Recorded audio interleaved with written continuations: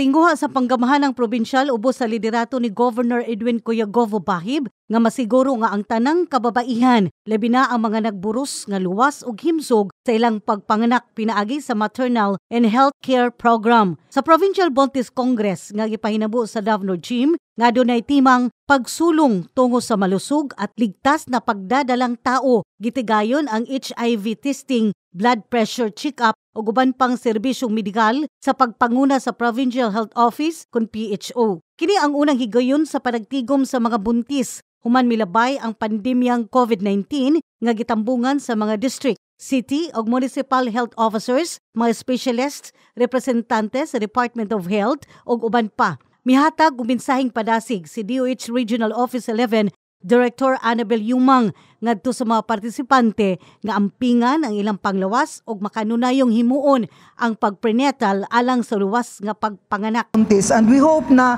our pregnant mothers karon mupadayon mo ayaw mo glaktaw sa inyong pagpaprenatal ha. Gani pag-abot sa 9 months nato, di ba mura kada semana na ba to?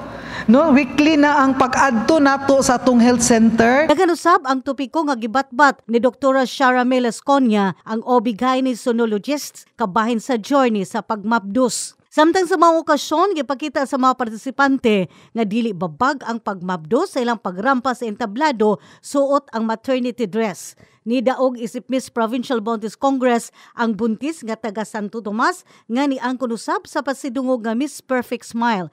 First runner-up ang taga Asuncion, second runner-up ang taga Panabo City ug third runner-up ang buntis nga nagrepresenta sa Tagum City. Uban kanila nga wala ni daog ni dawat og sertipiko sa pagpartisipar. Kutob sa mitambong nga mga buntis nakadawat kinig mga pahalipay nga maternal kits. Para sa bayan, Lorna Tripoli, 1 Davao News.